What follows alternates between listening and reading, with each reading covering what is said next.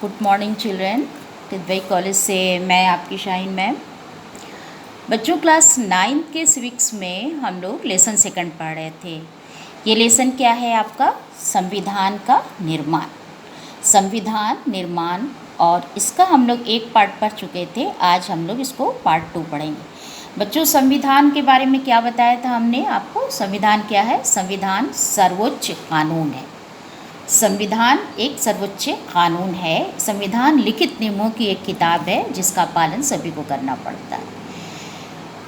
तो अभी हम संविधान के बारे में डिटेल आपको बताएंगे बच्चों, लेकिन ये संविधान हमारा कब बन के तैयार हुआ और कब लागू हुआ है तो सभी बच्चों को पता है। आप आती हैं 26 जनवरी, आप फंक्शन बहुत सेलिब्रेट करती हैं, अब नेशनल फ्लैग है हमारा, होस्ट होता है और झंडा फहराते हैं, बहुत खुश रहते हैं, हम लोग खूब इंजॉय करते हैं। लेकिन क्या है, उस दिन क्या हुआ था आप बताइए? ये 1949 को ये हमारा संविधान बन के तैयार हुआ और 1950 को लागू हुआ। और ये डेट क्या थी? 26 जनवरी। तो 26 जनवरी 1950 को हमारा कानून लागू हुआ, इसलिए उस दिन को हम गणतंत्र दिवस के रूप में मनाते हैं। तो आप सभी खूब इंजॉय करती हैं, तो आप जब भी पढ़िए बच्चों, तो पढ़ाई को भी आप इंजॉय करके साथ पढ़िए अच्छी तरह से। तो एक एक चीज़ जो आप समझेंगी वो उसमें आपको बहुत मज़ा आएगा, बहुत इंटरेस्ट आएगा। और आपके जब काम हो जाए, आपके ऑनलाइन क्लास हम लोग ले रहे हैं कि आपके पढ़ाई को कोई लॉस नहीं हो, क्योंकि आप 9th क्लास सीनियर क्लास है, आपका एग्ज़ाम सितंबर में है। तो अगर सितंबर में आपका एग्ज़ाम अगर 6 मंथली होगा तो बच्चों इसी बेसिस पे तो आपका एग्ज़ाम होगा। ये जो ऑनलाइन क्लासेस ले रहे हैं हम लोग, 2 लेसन मैं आपको उसमें भी पढ़ा चुकी हूँ। हिस्ट्री में काफ़ी लंबा लेसन है, एक लेसन में 3 वीडियो बना था। और अब आपको सिविक्स का मैं सेकंड लेसन पढ़ा रही हूँ, इसका भी पार्ट 2 से दूसरा वीडियो है।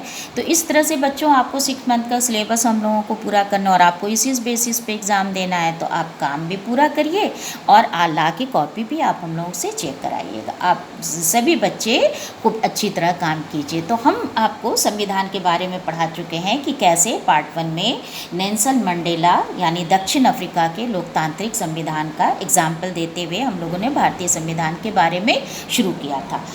तो अब हम भारतीय संविधान के बारे में देखते हैं बच्चों कि दक्षिण अफ्रीका की तरह भारत का संविधान बहुत कठिन परिस्थितियों के बीच बना था। भारत जैसे विशाल देश में, संविधान विविधता वाले विशाल देश में संविधान बनाना कोई आसान काम नहीं था। अब जिस बिंदुओं पे हम चर्चा करेंगे बच्चों, वो चर्चा के बिंदु हमने आपको ये इंडिकेट कर रहे हैं, आप स्क्रीन पे देखिए। भारतीय संविधान का निर्माण, ये पहले से हम ये अब इस पर शुरुआत करते हैं कि ये बहुत ही भारत जैसे विशाल और विविधता वाले देश के लिए संविधान बनाना आसान नहीं था।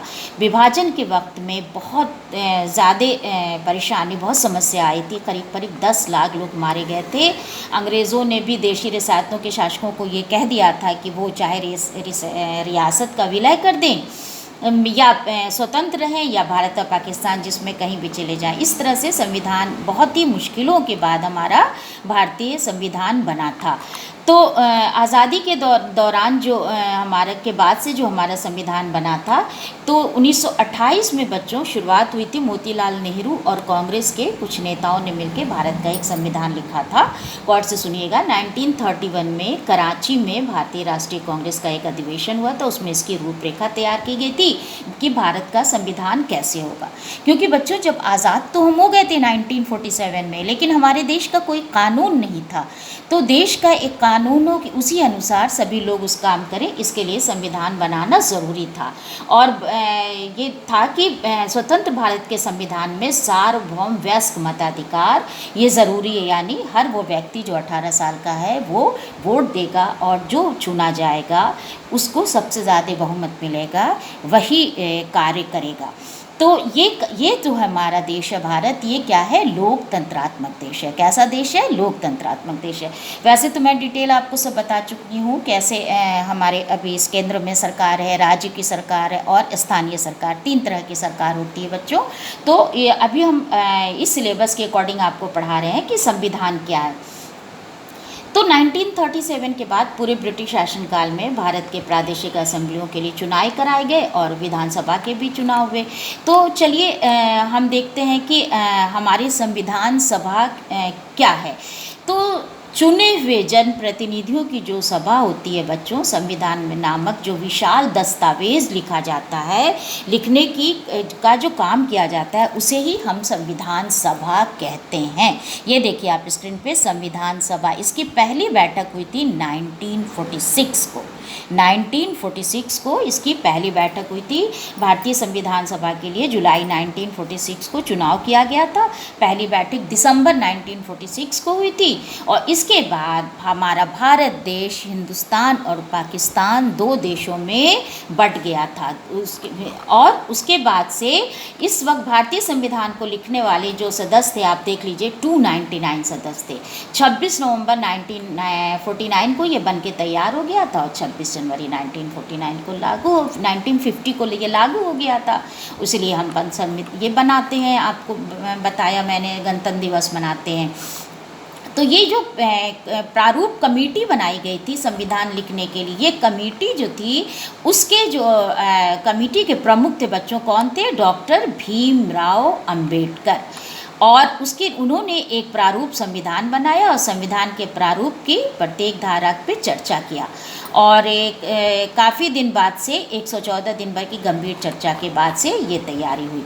तो अब हम आपसे बात करते हैं भारतीय संविधान के बुनियादी मूल्य के बारे में कि भारतीय संविधान में हमें निर्माताओं की सूची में आपने देखा होगा कि महात्मा गांधी का नाम नहीं है, लेकिन महात्मा गांधी ने यंग इंडिया में लिखा था कि मैं भारत के लिए ऐसा संविधान चाहता हूँ जो गुलामी और अहिंसा से मुक्त हो और देश को बनाने में उसकी भागीदारी हो।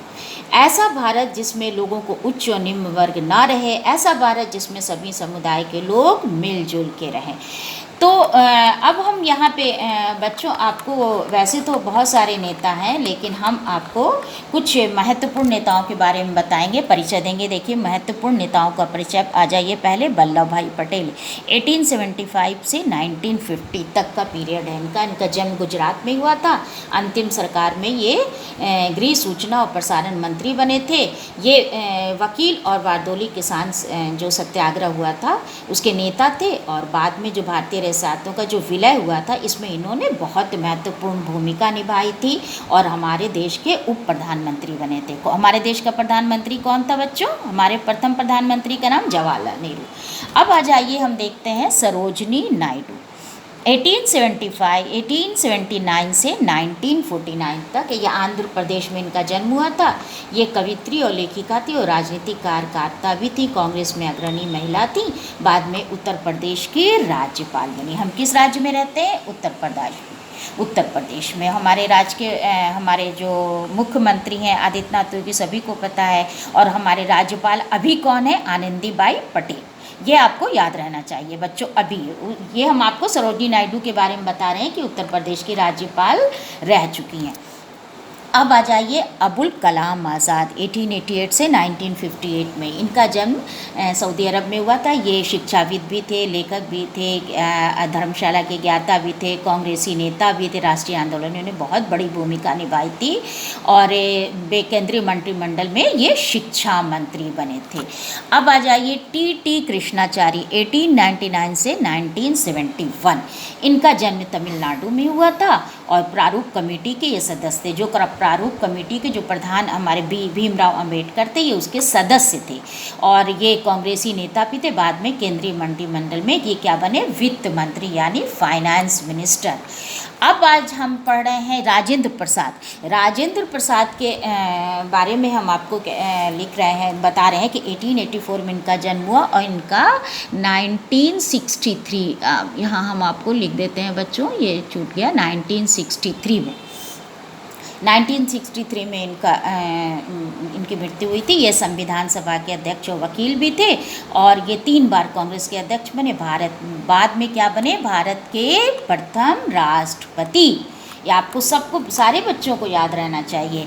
अब हम बताएंगे आपको जवाहरलाल नेहरू के बारे में।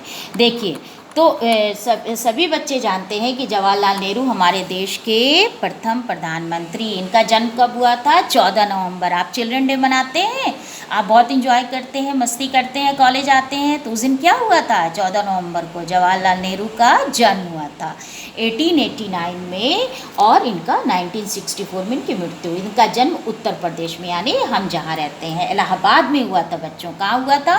इसी इलाहाबाद में, जिस शहर में हम रहते हैं, जिन्हें अब प्रयागराज के नाम से जाना जाता है। और उत्तर प्रदेश के अंतरिम सरकार के ये प्रधानमंत्री बने थे। ये वकील और कांग्रेस के नेता भी थे। समाजवाद, लोकतंत्र और साम्राज्यवाद के विरोध में रहते थे। बाद में ये भारत के प्रथम प्रधानमंत्री बने थे। तो ये बच्चों हम लोगों ने देखा कि हमारे देश का संविधान की शुरुआत कैसी हुई, इसकी बैठक कैसी हुई और इसके कुछ नेताओं का परिचय। और ये जो हमारी भारतीय संविधान बनी, इसकी प्रस्तावना है बच्चों। भारतीय संविधान के प्रस्ताव में ये जो दिशा निर्देश किया गया, जिन मूल्यों का दिशा निर्देश किया गया, भारतीय लोकतंत्र का जो आधार बना बच्चों, उसे ही हम भारतीय संविधान की प्रस्तावना कहते हैं। भारतीय संविधान की सारी धाराएं इन्हीं के अनुरूप बनी हैं। संविधान की शुरुआत जो है बुनियादी मूल्यों की एक छोटी सी उद्देशिका के द्वारा होती है, और इसी उद्देशिका को क्या कहते हैं? संविधान की प्रस्तावना। हम फिर से बता दें कि संविधान की जो शुरुआत होती है बच्चों, बुनियादी मूल्य की छोटी सी उद्देशिका के द्वारा होती है, इसी को संविधान की प्रस्तावना कहते हैं। अब इसके बारे में हम थोड़ा सा आपको बता दें कि भारत का संविधान की उद्देशिका क्या है, कि हम भारत के लोग भारत को एक संपूर्ण प्रभुत्व संपन्न समाजवादी पंथ निरपेक्ष लोकतंत्रात्मक राज्य बनाने के लिए सामाजिक आर्थिक विचार व्यक्ति विश्वास धर्म उपासना की स्वतंत्रता प्रतिष्ठा अवसर की समानता तथा सब में व्यक्ति की गरिमा राष्ट्र की एकता अखंडता सुनिश्चित करने वाली बंधुता बढ़ाने के लिए दृढ़ संकल्प हो के हम इस संविधान सभा को आज तारीख 26 नवंबर 1949 को अंगीकृत और आत्मसमर्पित करते हैं। तो इस तरह से हम जो है ये हमने पढ़ा प्रस्तावना, और ये आपका पूरा लेसन बच्चों कंप्लीट हो गया। और संविधान में बदलाव भी किया जाता है, जिसे संविधान का संशोधन कहते हैं। देश की सर्वोच्च विधायी संस्थाओं द्वारा देश के संविधान में जो बदलाव किया जाता है उसे संविधान का संशोधन कहते हैं। और संविधान किसे कहते हैं? सबको मालूम है, देश का सर्वोच्च कानून, जिसे किसी देश की राजनीति और समाज को चलाने वाले मौलिक अधिकार होते हैं। तो ये बच्चों ये पूरा आपको हो गया, संविधान लेसन आपको ख़त्म हो गया। और अब इसमें जो क्वेश्चन मैं दूंगी आप उसको कंप्लीट कर लीजिएगा, और आपका ये लेसन कंप्लीट हो गया। Thank you.